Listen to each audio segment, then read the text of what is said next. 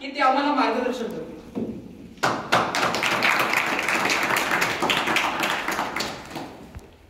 आज ज्यांच्या जयंतीदिनी हा कार्यक्रम आयोजित केलेला आहे ते क्रांतीवीर बिरसा मुंडा आणि ज्या ज्या महामानवांनी आपल्या बहुजनांच्या हितासाठी आपलं जीवन अर्पित केलं असे सर्व फुले शाहू आंबेडकर या मालिकेचे सर्व जे आपले महान असतील त्यांना प्रथम अभिवादन करतो.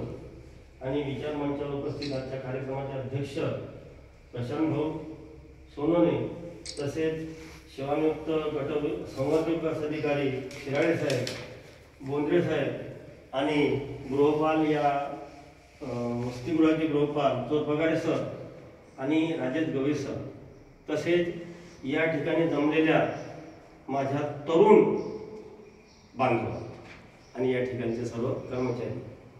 तर आज खऱ्या अर्थानं ज्या माणसाने की आपलं जीवन जे लोक जंगलामध्ये वाड्या बस्त्यावरती राहत होते त्यांचा हक्क काय, अधिकार काय आहे ते त्यांना समजावून सांगितलं. अगदी हसत खेळत म्हणजे आनंदायी पद्धतीनं. आणि त्यांच्याकडे एक गुण होता, त्यांना बासरी चांगली वाजवता येत होती, अनेक गुण त्यांच्यामध्ये होते. पण हे जे आहे माहिती मी तुम्हाला भाषणाद्वारे न सांगता मी तुम्हाला एक त्यांच्या पोवाड्यातून तुमच्या पुढे बिरसा मुंडा मांडणार आहे. तर पोवाडा हा प्रकार तुम्हाला माहित आहे की महाराष्ट्रामध्ये अनेक लोककलेचे प्रकार आहेत, लोकगीत आहेत, वासुदेवा, गोंधळा, कोतराजा, भारुड्या, लावणी आहे, पोवाडा आहे. पोवाडा हा वीर रसामध्ये असतो आणि पोवाडा ऐकल्यानंतर माणसाला असं स्फुरण येते असा एक हा गाण्याचा प्रकार आहे. आणि त्या प्रकारामधून कारण हा वीरच असा होता की त्या वीराने त्या आदिवासी लोकांमध्ये वीरश्री निर्माण केली होती. आणि म्हणून त्या बिरसा मुंडाचं जे काही माहिती आहे ती आता तुम्हाला एका पोवाड्यातून तुमच्याकडे सादर करतो आहे. आदिला म्हणजी जाऊ शिवबागा, आदिला म्हणजी जाऊ शिवबागा, ज्योतिरावाना बाबासाहेबांना डफावर थापतून तुन्यातान, शाहीर हा महाराष्ट्राचा प्राण, बिरसा मुंडांचे गातो गुणगान जी जी जी, बिरसा मुंडांचे गातो गुणगान जी जी जी. धन्य धन्य बिरसा मुंडा थोरा,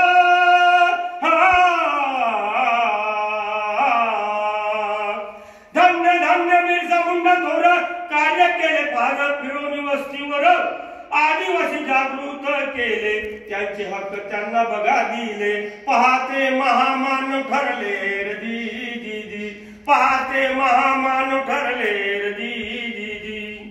त्या काळात शिक्षणाची फार काही व्यवस्था नव्हती. आजही तुम्ही माहिती असेल तुम्हाला शिक्षणाची काय अवस्था झालेली आहे. आपलं लोकशाही राज्य असूनही परंतु त्या काळात तर फार कठीण होतं. परंतु तरीही 1877 सालाला बिहार राज्याला रांची जिल्ह्याला आल्या गावाला बाळ जन्मला, आनंद झाला सगुणा मुंडाला.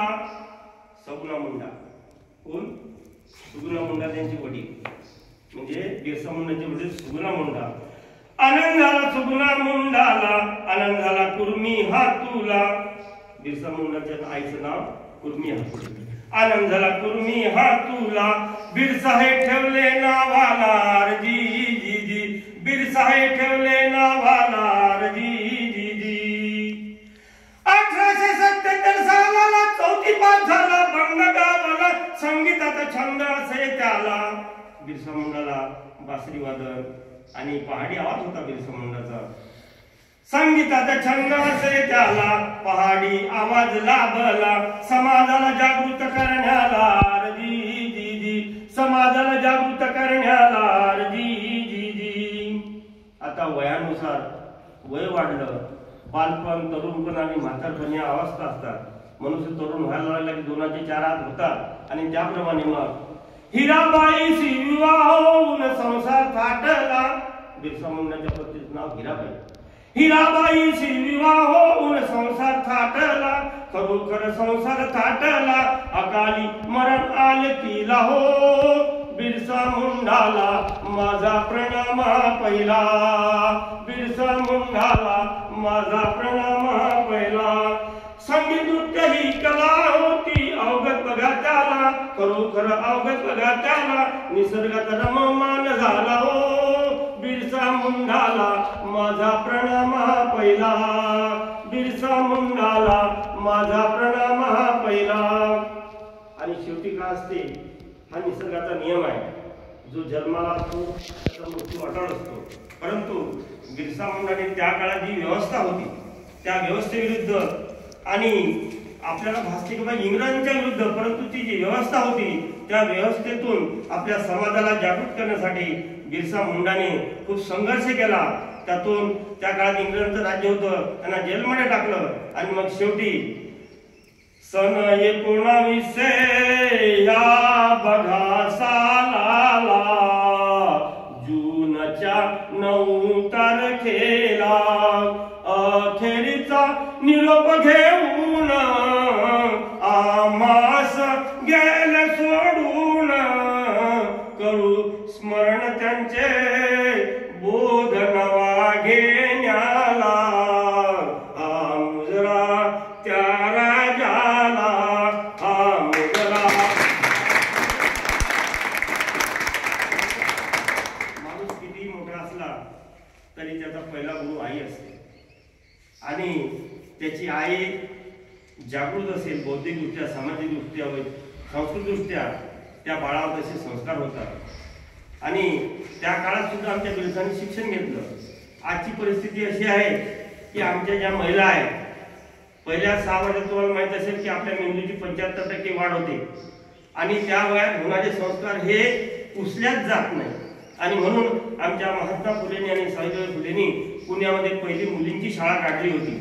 त्यांचा उद्देश हा होता की एक माणूस शिकला तर एकटा शहाणा होतो, परंतु एक बाई जर शिकली तर पूर्ण कुटुंब शहाणा होतं. त्यांचा पुढचा उद्देश जे होता की बा महिला जर जागृत झाल्या तर हा समाज जागृत होईल. आणि म्हणून त्या दृष्टीनं त्या ठिकाणी महात्मा फुलेंनी पहिली मुलींची शाळा काढली होती. आता महात्मा यांचे बिरसांच्या आईवडिलांना फार काही शिक्षण नव्हतं, परंतु आपल्या समाजाचं भलं कसं होईल यासाठी बिरसांनी संघर्ष केला.